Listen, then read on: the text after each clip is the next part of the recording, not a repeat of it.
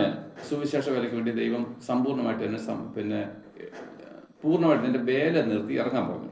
ആവട്ടെ, ഇനിയിപ്പോൾ ഞാൻ വേറെ പണിക്ക് പോയി കഴിഞ്ഞാൽ, ദൈവം പറഞ്ഞിട്ട് ഇറങ്ങിയതാണ്, ഇനി ഞാൻ വേറെ പണിക്ക് പോയി കഴിഞ്ഞാൽ എന്നെ ഏൽപ്പിച്ചിങ്ങനെ സുവിശേഷ വേല എനിക്ക് ചെയ്യാൻ പറ്റുമോ?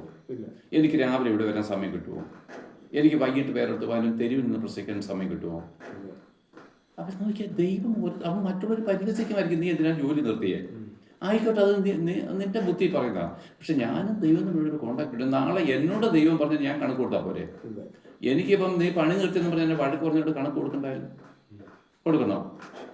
എന്നോട് പറഞ്ഞവനോട് ഞാൻ കണക്ക്, എനിക്ക് വേല തന്നവനോട് ഞാൻ കണക്ക് കൊടുക്കണ്ടേ?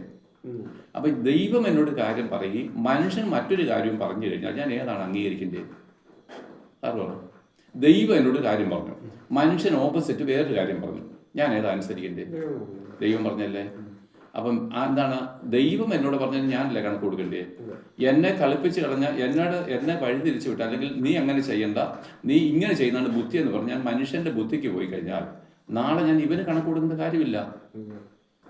എന്നെ ഫലമേൽപ്പിച്ചതേ. അപ്പം ഈ ഒരു ഭയം നമുക്ക് കാണും.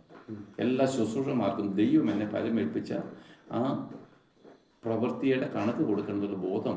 നമ്മളിപ്പം ഞങ്ങൾ സുവിശേഷകന്മാരും പാസ്റ്റേഴ്സൊക്കെ ഇങ്ങനെ ഇരിക്കുന്ന ജനങ്ങളെ കുത്തി പറയും. പക്ഷെ ഞങ്ങളെപ്പറ്റി ഞങ്ങൾ കുത്തി പറയുമ്പോഴാണ് യഥാർത്ഥമായിരിക്കുന്ന ആത്മീയ വർധന സ്ഥാപിക്കേണ്ടത്.